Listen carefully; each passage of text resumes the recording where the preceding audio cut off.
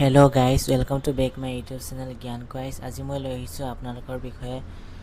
আপোনালোকে বাৰু জানেনে অসমত ফাকুৱা কেনেকৈ পালন কৰা হয়? এই ভিডিঅ'টিত অসমীয়া দৌল উৎসৱ, ইতিহাস ভিত্তি কৰি পৰম্পৰা আৰু ৰঙৰ উৎসৱৰ আচল অৰ্থ সহজকৈ ব্যাখ্যা কৰা হৈছে। ভগৱান কৃষ্ণৰ দৌলযাত্ৰা, নামঘৰ সংস্কৃতি আৰু অসমীয়া বৈষ্ণৱ পৰম্পৰাৰ সৈতে জড়িত ফাকুৱাৰ বিষয়ে জানিবলৈ ভিডিঅ'টো সম্পূৰ্ণকৈ চাওক। বিষয়বস্তুবোৰ হৈছে: ফাকুৱাৰ অৰ্থ, অসমত দৌল উৎসৱ, হোলিকা দহন, বৈষ্ণৱ সংস্কৃতি, বৰপেটা দৌল উৎসৱ। ফাকুৱাৰ অৰ্থ: ফাকুৱা হৈছে বসন্ত আগমনৰ আনন্দময় ৰঙৰ উৎসৱ, যাক ভাৰতৰ বিভিন্ন অঞ্চলত হোলী বুলিও কোৱা হয়। এই উৎসৱৰ মূল অৰ্থ হৈছে আনন্দ, মিলন আৰু বেয়াৰ ওপৰত ভালৰ জয় উদযাপন কৰা। মানুহে এই দিনা একে অপৰক ৰং লগায়, গান গাই নাচে আৰু সামাজিক সম্প্ৰীতি প্ৰকাশ কৰে। ফাকুৱা বিশেষকৈ কৃষ্ণভক্তি পৰম্পৰাৰ সৈতে জড়িত, য'ত ভগৱান কৃষ্ণ আৰু ৰাধাৰ ৰং খেলাৰ কাহিনী উল্লেখ কৰা হয়। পৌৰাণিক মতে প্ৰহ্লাদ আৰু হোলিকাৰ ঘটনাই এই উৎসৱৰ ধৰ্মীয় অৰ্থ শক্তিশালী কৰে, য'ত ঈশ্বৰভক্ত প্ৰহ্লাদ ৰক্ষা পায় আৰু অহংকাৰী হোলিকা ধ্বংস হয়।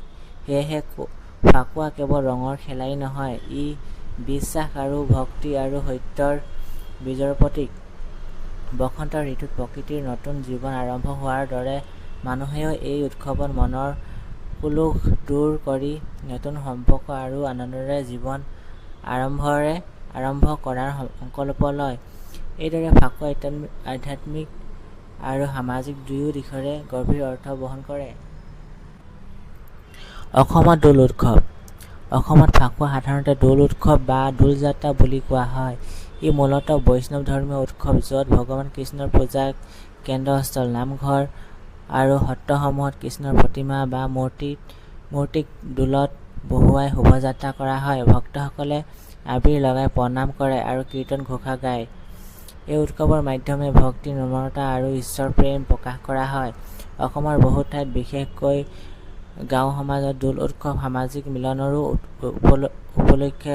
উপলক্ষ হয়।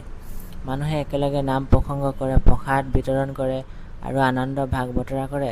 দৌল উৎসৱে অসমীয়া বৈষ্ণৱ সংস্কৃতিৰ মূল বৈশিষ্ট্য, সামাজিক সমতা আৰু ভক্তি প্ৰকাশ কৰে। এই উৎসৱত বেছি পানীৰ ৰং ব্যৱহাৰ নকৰি সাধাৰণতে শুকান আবিৰ ব্যৱহাৰ কৰা হয়, যিয়ে ভক্তিমূলক শুদ্ধতা সূচায়। এইদৰে অসমত দৌল উৎসৱ ফাকুৱাৰ ধৰ্মীয় আৰু সাংস্কৃতিক ৰূপ।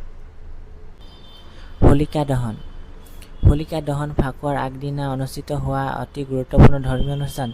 এই অনুষ্ঠানৰ মূল কথা হৈছে বেয়াৰ ওপৰত ভালৰ জয়ৰ স্মৃতি। পৌৰাণিক কাহিনীত অসুৰ ৰজা হিৰণ্যকশিপুৱে নিজৰ পুত্ৰ প্ৰহ্লাদক ঈশ্বৰ ভক্তি এৰিবলৈ বাধ্য কৰিছিল। তেওঁৰ ভনী হোলিকা আগুন নুপুৰা বৰ লাভ কৰিছিল। তেওঁ প্ৰহ্লাদক কোলাত লৈ আগুনত বহিছিল, যাতে প্ৰহ্লাদ ধ্বংস হয়, কিন্তু ঈশ্বৰীয় কৃপাৰে প্ৰহ্লাদ বাচি যায় আৰু হোলিকা পুৰি যায়। সেয়েহে আগুন জ্বলাই হোলিকা দহন কৰা হয়, যাক অহংকাৰ, অত্যাচাৰ আৰু অধৰ্মৰ বিনাশৰ প্ৰতীক ধৰা হয়। অসমতো ফাকুৱাৰ আগদিনা খৰি কাঠেৰে আগুন জ্বলাই এই অনুষ্ঠান পালন কৰা হয়। বহু ঠাইত ইয়াক সামাজিক উৎসৱৰ ৰূপতো দেখা যায়, য'ত মানুহে আগুনৰ ওচৰত প্ৰণাম কৰে আৰু শুভ কামনা কৰে। এই অনুষ্ঠান মানুহক সৎ পথত থাকিবলৈ আৰু ঈশ্বৰ বিশ্বাস দৃঢ় কৰিবলৈ প্ৰেৰণা দিয়ে। হোলিকা দহন ফাকুৱাৰ আধ্যাত্মিক আৰম্ভণি বুলি গণ্য কৰা হয়। বৈষ্ণৱ সংস্কৃতি: অসমত ফাকুৱা উদযাপনৰ মূল আধাৰ হৈছে বৈষ্ণৱ সংস্কৃতি। এই সংস্কৃতিৰ প্ৰচাৰ কৰিছিল মহান সন্ত শ্ৰীমন্ত শংকৰদেৱ আৰু তেওঁৰ শিষ্যসকলে। বৈষ্ণৱ ধৰ্ম একেশ্বৰবাদী ভক্তি আন্দোলন, য'ত ভগৱান কৃষ্ণক পৰম ঈশ্বৰ বুলি মনা হয়। নামঘৰ, কীৰ্তন ঘোষা, ভজন আৰু সৎ সংস্কৃতি এই ধৰ্মৰ মূল অংশ। ফাকুৱাৰ সময়ত নামঘৰত নাম প্ৰসংগ, কীৰ্তন আৰু কৃষ্ণলীলা স্মৰণ কৰা হয়। এইবোৰৰ মাধ্যমে মানুহে ঈশ্বৰ প্ৰেম আৰু সামাজিক সমতা প্ৰকাশ কৰে। বৈষ্ণৱ সংস্কৃতি জাত-পাতৰ ভেদাভেদ নথকা আৰু সকলো মানুহে একেলগে ভক্তি কৰাৰ বিশেষ বৈশিষ্ট্য। সেইবাবে অসমত ফাকুৱা কেৱল ৰঙৰ উৎসৱ নহয়, ই ভক্তি আৰু সমতাৰ উৎসৱ। আবিৰ লগোৱা, দৌলযাত্ৰা আৰু শোভাযাত্ৰা সকলো বৈষ্ণৱ পৰম্পৰাৰ অংশ। এই সংস্কৃতিয়ে অসমীয়া সমাজত সম্প্ৰীতি আৰু আধ্যাত্মিকতা জাগ্ৰত কৰি আহিছে। বৰপেটা দৌল উৎসৱ। অসমত আটাইতকৈ বিখ্যাত দৌল উৎসৱসমূহৰ ভিতৰত বৰপেটা দৌল উৎসৱ অন্যতম। বৰপেটাৰ হ্ৰদ আৰু নামঘৰত এই উৎসৱ অতি ভক্তিমূলক আৰু শৃংখলাবদ্ধভাৱে পালন কৰা হয়। এই দৌল উৎসৱ বিশেষ বৈশিষ্ট্য হৈছে কৃষ্ণৰ প্ৰতিমাক দোলাত বহাই শোভাযাত্ৰা কৰা আৰু নাম কীৰ্তনৰ মাজেৰে ভক্তসকলৰ অংশগ্ৰহণ। বহু হাজাৰ ভক্ত আৰু পৰ্যটকে এই উৎসৱ চাবলৈ আহে। বৰপেটা দৌল উৎসৱত আবিৰ লগোৱা, কীৰ্তন ঘোষা গোৱা আৰু প্ৰসাদ বিতৰণ কৰা প্ৰধান অংশ। ইয়াত বৈষ্ণৱ শৃংখল আৰু আধ্যাত্মিক পৰিৱেশ বিশেষভাৱে অনুভৱ কৰা যায়। অসমৰ আন ঠাইৰ তুলনাত ইয়াত দৌল উৎসৱৰ পৰম্পৰা অধিক সংৰক্ষিত আৰু প্ৰাচীন ৰূপে বজাই ৰখা হৈছে। এই উৎসৱ অসমীয়া বৈষ্ণৱ ঐতিহ্যৰ জীৱন্ত নিদৰ্শন বুলি ধৰা হয়। বৰপেটা দৌল উৎসৱে অসমীয়া ধৰ্মীয় পৰম্পৰা আৰু সামাজিক একতাৰ প্ৰতীক হিচাপে বিশেষ স্থান লাভ কৰি আহিছে।